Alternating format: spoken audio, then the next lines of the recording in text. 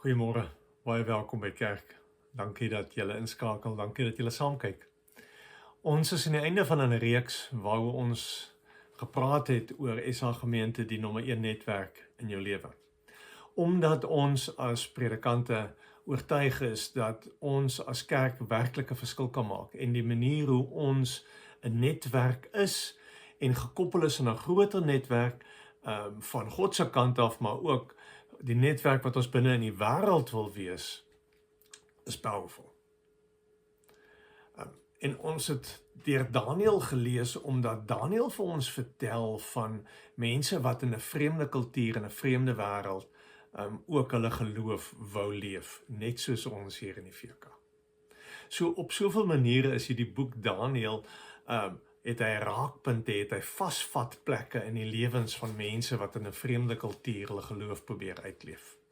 Ons het vir mekaar gesê dat wie ons is gevorm deur die wêreld waar ons vandaan kom, deur die kerke waar ons groot geword het, die families waaruit ons kom, waar ons die voorreg gehad het om die Here te leer ken, voorreg gehad het om Bybel te kan lees, te kan bid, om geloofsdissiplines te kon aanleer.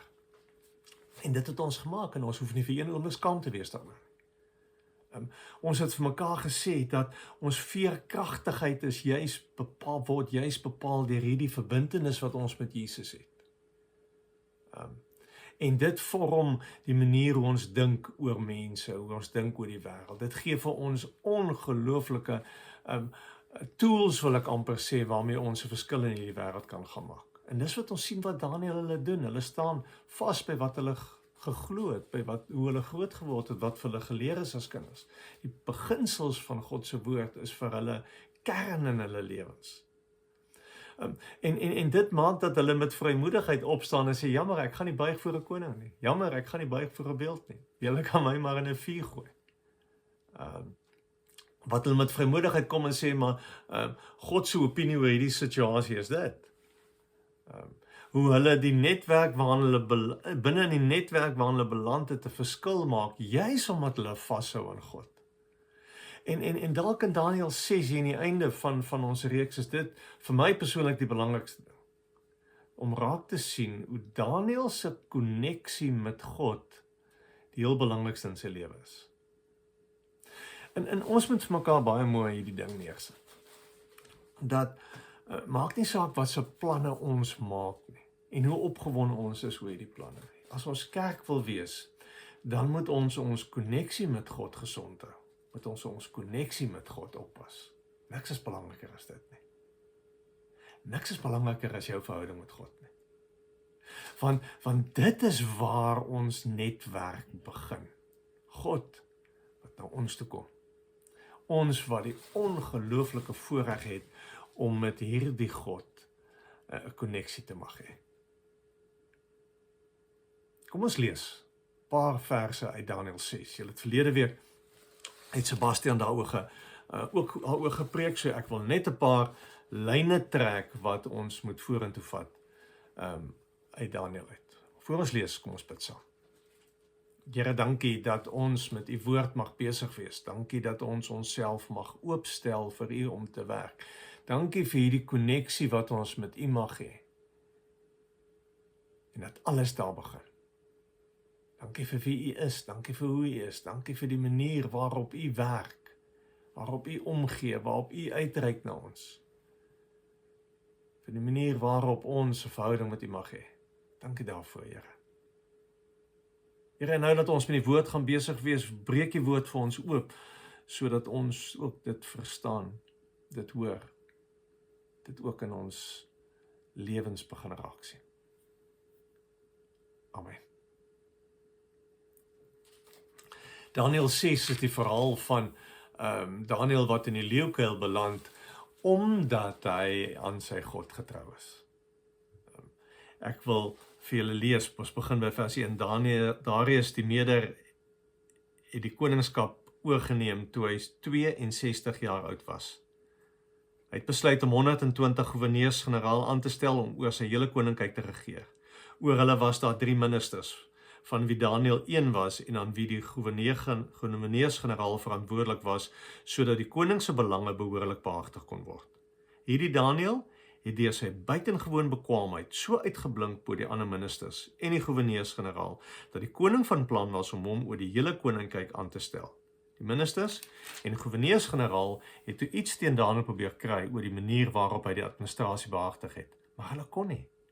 Hulle kon ook geen onreëlmatigheid vind nie, want Daniël was betroubaar en was aan geen nalatigheid of onreëlmatigheid skuldig nie. Hulle sê toe vir mekaar, ons sal niks teen hierdie Daniël kry nie, behalwe as ons iets kry in verband met sy godsdiens. Wow, powerful is dit. Om die getuienis te hoor van mense wat sê, in hierdie ou se lewe gaan ons niks verkeerd vind nie, as gevolg van sy godsdiens. Ek het sommer met die gedagte begin om te dink, wat gaan gebeur as ons gevra word, gedwing word, beveel word, die opdrag kry om vir 30 dae op te hou bid. Om vir 30 dae mag ons nie kerk toe gaan, mag ons nie saam met medegelowiges by mekaar kom nie, mag ons nie Bybel lees nie. En die skokkende gedagte daaroor is, dis nie so moeilik nie. Jy mis een Sondag en dan was jy 30 dae laas by die kerk.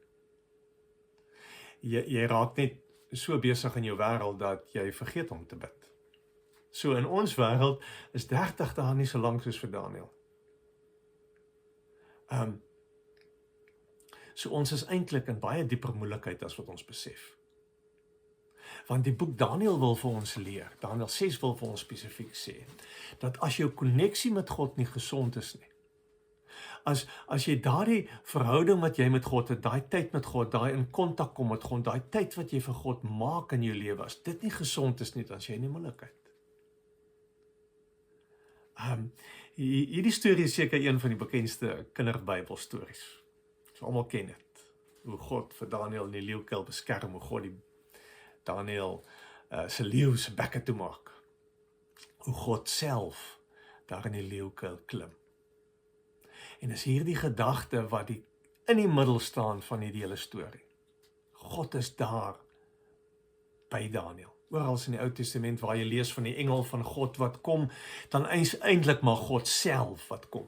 Die Bybelse kommentare sê vir ons, maar dit is maar eintlik die bedoeling van daardie woorde. So wat ons hier sien is God self wat hier in die den van die leeu's inklim.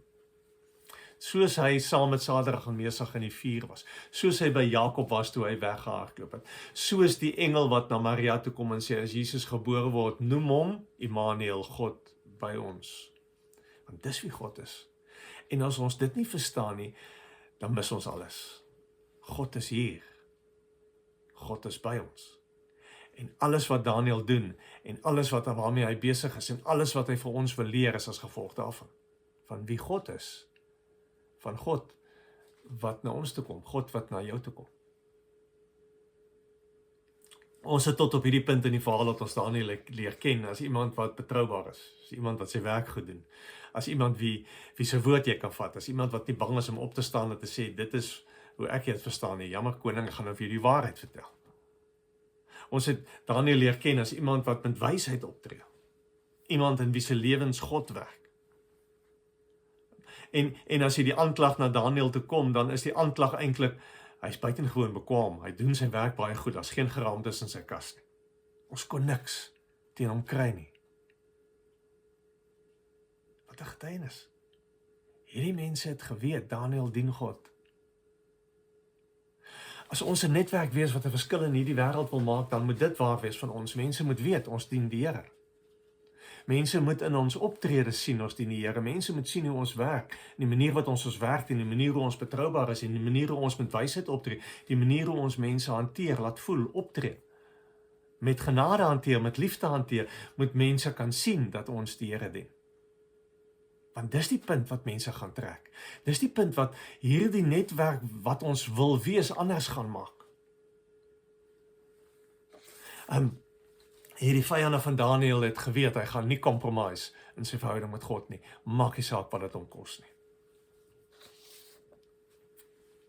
Want alles in Daniël se lewe word bepaal deur sy verhouding met God. Alles. Dis waar dit begin. Hoe hy leef, keuses wat hy maak, hoe hy sy werk doen, wat 'n plek hy vir godsdienst in sy lewe gee, word daardeur bepaal. Daniel se daaglikse roetine was gewees om 3 maal per dag te gaan bid. Ons sien dit in vers 11. Toe Daniel hoor dat die dekreet uitgevaardig is, het hy na sy huis toe gegaan. Sy dakkamer se venster het na Jerusalem se kant toe gekyk, en soos sy gewoonte altyd was, het Daniel voortgegaan om 3 maal per dag voor sy God te kniel, en hom te prys en hom te aanbid. Die krag van gebed lê juis in die gewoonte daarvan. Luister mooi. Dit lê juis hoe ek tyd daarvoor maak elke dag in my lewe. Want as ek bid, dan maak ek vir God 'n prioriteit in my lewe, dan stop ek met alles waarmee ek besig is en ek sê, Here, hierdie koneksie wat ek nou met U het, is die heel belangrikste. En moenie kom en sê jy het nie tyd daarvoor nie. Daniel was in beheer gewees van 'n koninkryk op 'n 80-jarige ouderdom. En hy maak tyd om 3 keer 'n dag te gaan bid. Want die tyd wat jy vir God maak, vertel vir ons wat jy van God glo. Vertel wie God vir jou is. Nie 'n wonderwerk magician wat vinnig jou gebedslysie gaan deurtik en vir jou alles gee wat jy vra nie. Maar 'n betroubare reisgenoot wat saam met jou op pad is, wat jou ken, wat jou verstaan, wat alles van jou weet voor jy na hom toe kom, wat 'n verhouding met jou wil hê. Dis wie God is. Dis wat gebed vir ons kom vertel. Dis wat aanhoudende getroue gebed kom sê wie hierdie God vir jou is. As God net vir jou iemand is wat skielik vir jou vrae moet antwoord, dit gaan nie werk nie. Julle moet nie vir een oomblik dink dat Daniel toe hy in die leeukuil gegooi is, skielik begin bid het nie. Hy het lank al gebid. Sy gewoonte was om te bid. Hy het maar net aanhou bid soos hy gewoonlik bid.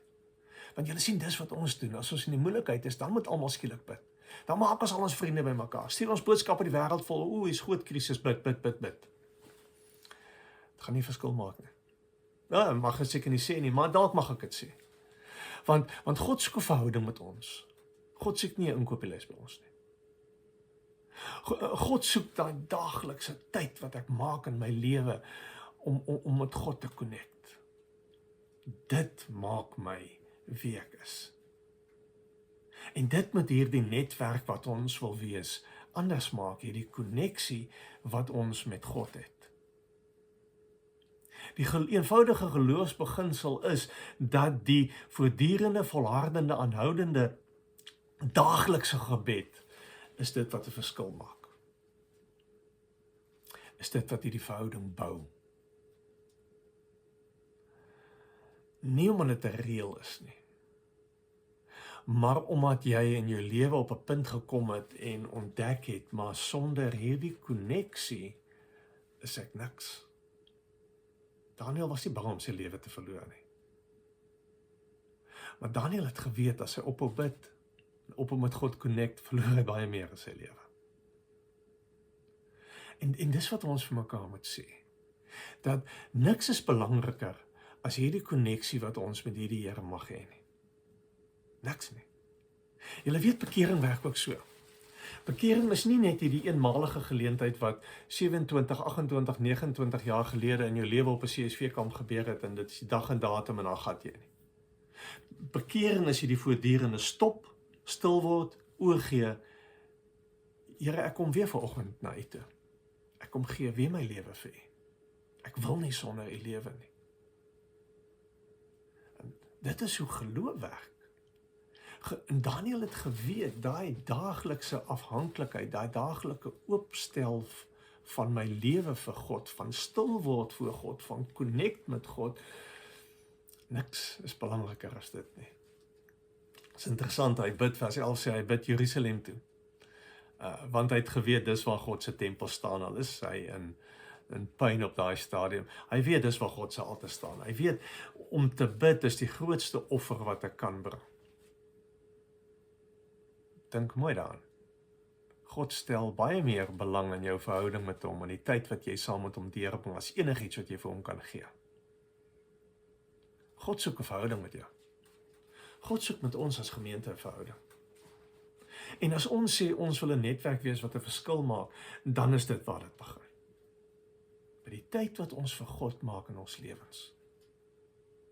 Niks is belangriker as dit.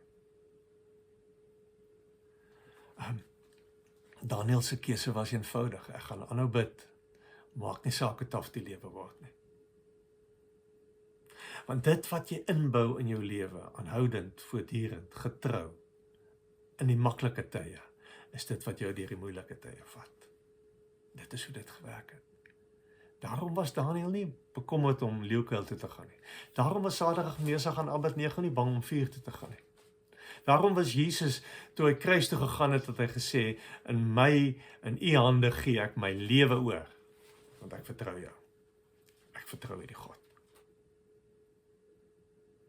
Ons vra baie keer, hoe kan ons 'n netwerk wees wat in hierdie wêreld 'n verskil gaan maak? Hoe kan ons getroue getuies wees? As ek na Daniel se lewe kyk, dan het die koning geweet dat hy het 'n committed verhouding met die Here gehad. Sy vyande het dit geweet, sonder dat Daniel eers met hulle gepraat het. Mense weet. Mense weet wat 'n plek God in jou lewe inneem. Hulle weet waar jy is. Hulle weet wie jy is. En dit begin op daai punt wat jy tyd maak vir God in jou lewe, want dit verander alles. Verander jou hart, verander jou kop, verander die manier hoe jy na mense kyk, hoe jy na die wêreld kyk, hoe jy mense hanteer, hoe jy met liefde en genade optree in 'n wêreld. Dit vertel vir mense van wie God vir jou is. So, as ons 'n netwerk wil wees, die nommer 1 netwerk vir jou lewe, dan is dit wat dit beteken. Ons kan nie kerk wees sonder hierdie koneksie met God nie. Ons kan nie 'n verskil in die wêreld maak sonder hierdie koneksie, sonder hierdie gesonde koneksie met God nie. Jy kan nie 'n getuie wees in jou huis en by jou werk en in jou sportveld, oral waar jy is, as dit nie is vir hierdie gesonde koneksie wat jy met die Here kan hê nie. En dis wat Daniel se storie vir ons wil kom vertel. Maak nie saak waar jy is nie. Maar maak nie saak wat jy uitdagings op jou pad nie. Maak nie saak hoe moeilik jou omstandighede is nie. Maak nie saak wat mense van jou vra nie. As jou koneksie met God nie gesond is nie, het jy nie 'n kans nie. So, die uitnodiging is, word deel van hierdie netwerk. Die nommer 1 netwerk vir jou lewe. Want hierdie netwerk staan en val by die koneksie wat ons met hierdie God het. En dan maak dit nie saak of 'n ou leeukuil toe moet gaan, en of nou 'n brandende vuurhoond toe moet gaan, of voor konings moet verskyn nie. Of teenstand by die werk ondervind nie, of jou kinders moet grootmaak in 'n moeilike wêreld nie, of wat ook al die uitdagings op jou pad is, dan maak dit nie saak nie.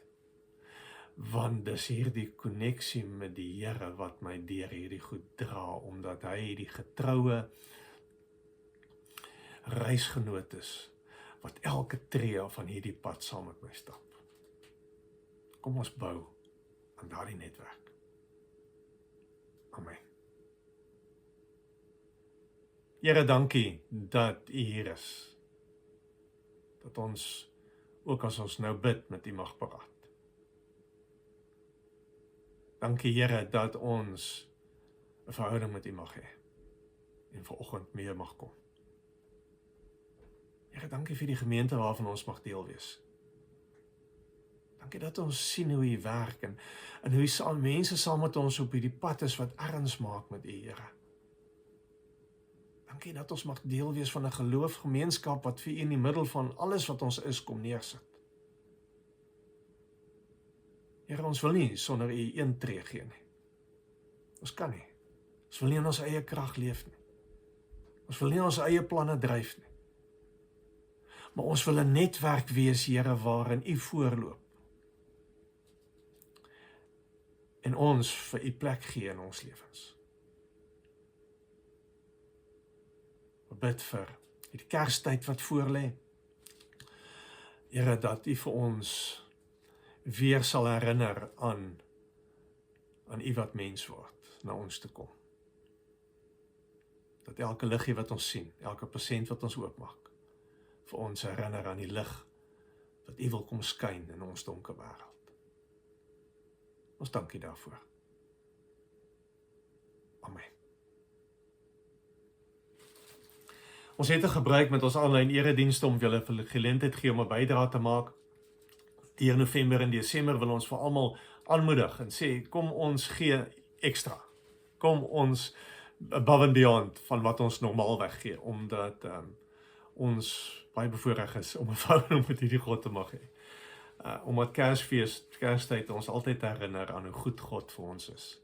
So, dis die uitdaging. Kom ons gee above and beyond.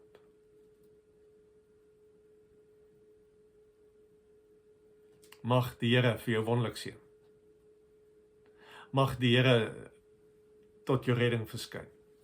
Vir jou genadig wees. Jou gebede verhoor. Mag jy iets ontdek van 'n koneksie met God wat in jou lewe al die verskil maak. Amen. I am a city on a hill. I am the light in the darkness. Jesus living in me can change the world.